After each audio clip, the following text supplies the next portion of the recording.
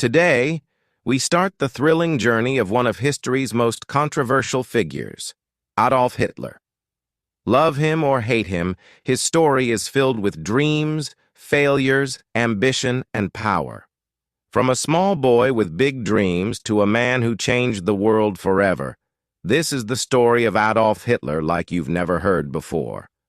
Are you ready? Grab your headphones, sit back, and let's dive into this incredible tale that will improve your English and keep you hooked till the end. It all started on April 20th, 1889, in a small town called Braunau am Inn in Austria. A baby boy was born to Alois and Clara Hitler. They named him Adolf. No one knew this little boy would grow up to shake the world. As a child, Adolf wasn't special. He loved playing outside, drawing pictures, and imagining a big future. But life wasn't perfect. His father, Alois, was very strict. Alois wanted Adolf to study hard and get a government job just like him. But Adolf had a different dream. "I want to be an artist," he would tell his mother. Clara, his mother, loved him deeply and supported his dream. But she couldn't change Alois's mind. Adolf's childhood was full of fights with his father. His father would shout, "Art is not a real job," and Adolf would stay quiet, hiding his tears.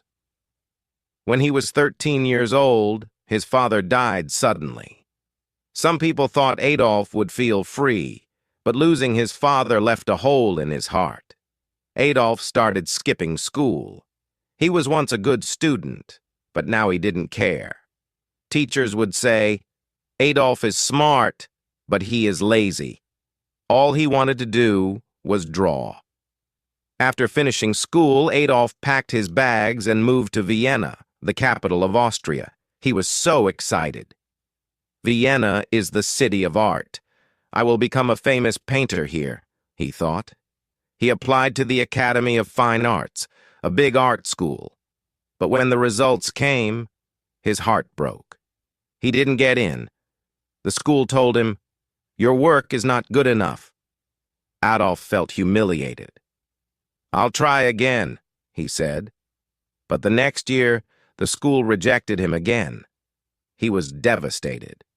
Without school or a job, Adolf's life became hard.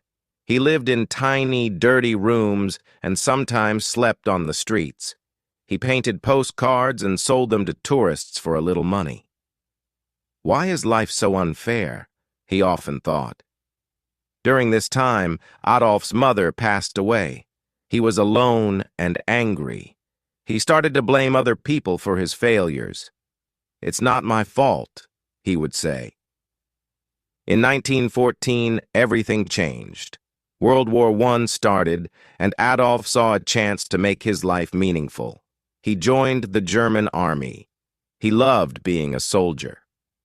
"Finally, I am part of something big," he thought. Adolf was brave in the war.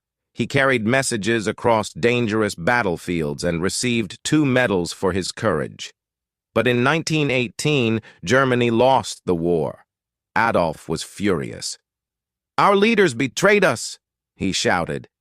He felt Germany needed someone strong to bring it back to power. After the war, Adolf returned to Germany. The country was in chaos.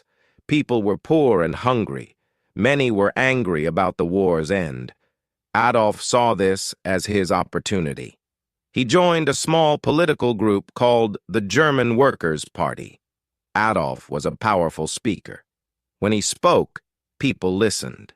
His words were full of anger, passion, and promises. "Germany will rise again," he would say. Slowly, more and more people started following him. Adolf changed the name of the group to the National Socialist German Workers' Party, also known as the Nazi Party. He designed their symbol, a red flag with a black swastika. "This will become the most powerful symbol in the world," he declared. His speeches became famous. Thousands of people came to hear him. They believed in his dream of a strong Germany. But Adolf's ideas were dangerous. He blamed certain groups of people for Germany's problems and wanted to make Germany only for Germans. After World War I, Germany was in big trouble. People had no jobs. Food was expensive, and many families were hungry. The country had to pay a lot of money to other nations because they lost the war. Germans were angry and sad. Adolf Hitler saw this pain. He told the people, "It's not your fault. I know who is to blame." His words gave people hope, but they also made them angry at others. Slowly, Adolf became a popular name. Adolf worked hard to grow his party. He held big meetings and gave loud, emotional speeches. "Germany can be great again," he shouted. People clapped and cheered. They believed in his dream. In 1923, Adolf tried to take control of the German government by force. This was called the Beer Hall Putsch, but it failed. Adolf was arrested and sent to jail for 9 months. While in jail, Adolf wrote a book called Mein Kampf, which means My Struggle. In this book, he wrote about his ideas. He said Germany needed to become powerful and that certain groups of people were the enemy. The book became popular, and many Germans started to believe in his ideas. After getting out of jail, Adolf worked even harder. The Nazi Party became stronger. By 1933, Adolf Hitler was chosen as the Chancellor of Germany, the country's top leader. This was the start of a new chapter. Adolf promised jobs, a strong military, and a bright future. The people trusted him, but they didn't know what he was planning next. As Chancellor, Adolf made many changes. He built roads, factories, and schools. More people got jobs, and Germany started to look strong again. The people were happy. They said Hitler is a hero. But behind this success, Adolf had dangerous plans. He controlled newspapers, radios, and schools. People were told, "You can only believe in Adolf Hitler." Those who didn't agree with him were punished or sent to prison. Adolf created a strong army called the SS and a group of young boys called the Hitler Youth. They trained to fight and spread Nazi ideas. Everywhere in Germany, people saw the swastika flag. It became the symbol of Adolf's power. Adolf's speeches became even more powerful. He would say, "Germany is the best. We will rule the world." Crowds cheered and shouted, "Heil Hitler!" In 1939, Adolf made his boldest move. He ordered his army to invade Poland. This act started World War II. Adolf's dream was to take over all of Europe and make Germany the most powerful country in the world. At first, Adolf's army won many battles. They were strong and well-trained. But as the war went on, things started to go wrong. Adolf had made too many enemies. While the war was happening, Adolf was doing something terrible. He wanted to remove all Jewish people and others he thought didn't belong in his vision of Germany. This was called the Holocaust, one of the darkest chapters in human history. Millions of innocent people were killed in camps. By 1944, Germany started losing the war.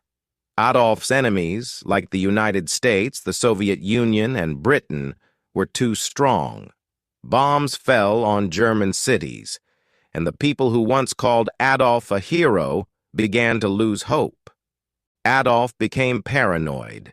He trusted no one and spent most of his time hiding in his bunker.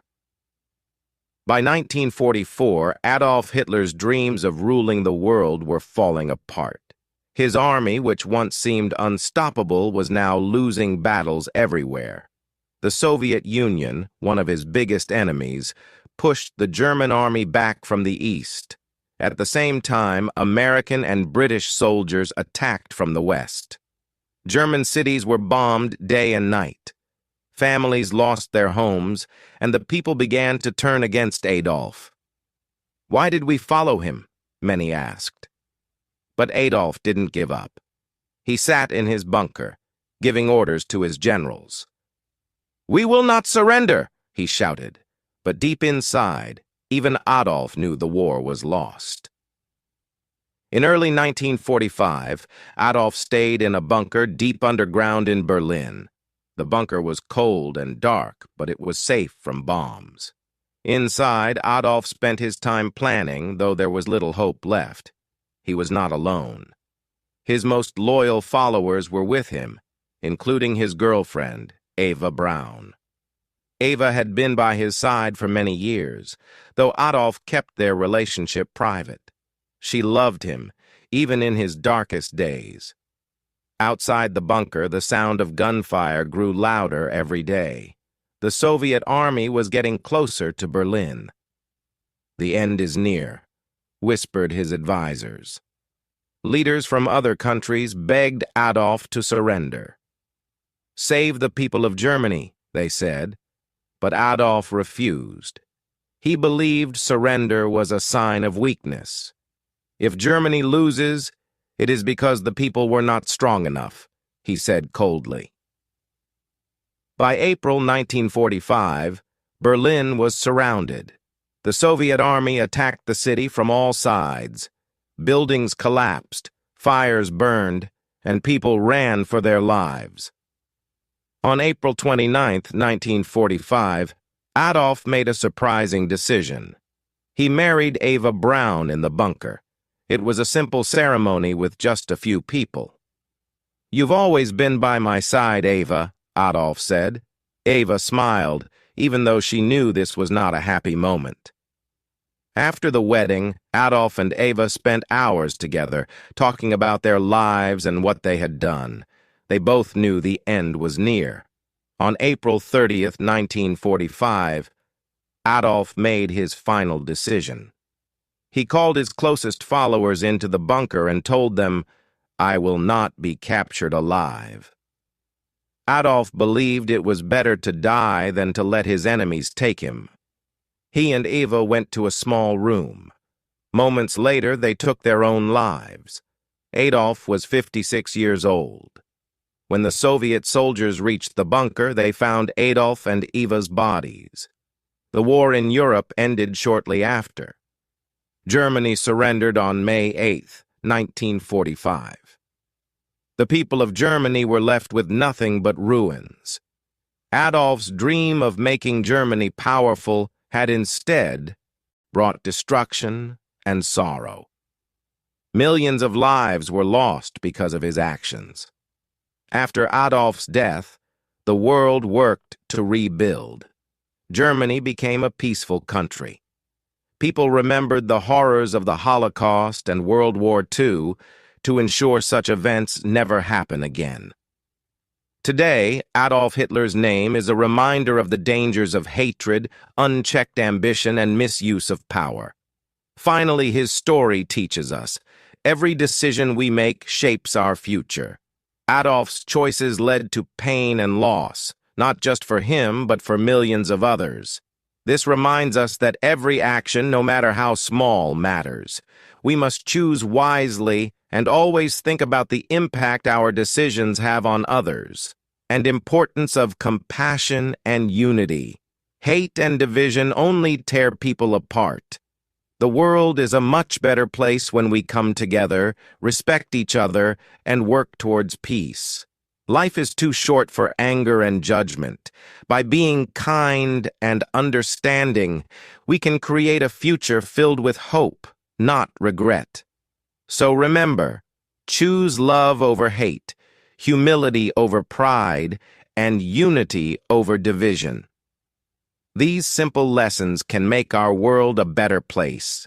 This was the story of Adolf Hitler, a man whose life changed the world forever. It's a story of dreams, power, and the mistakes that led to tragedy. Remember, history is not just about the past. It teaches us how to build a better future. Thank you for listening, and don't forget to like, share, and subscribe to English Avenue. For more exciting stories that help you learn English while exploring history, See you in the next story.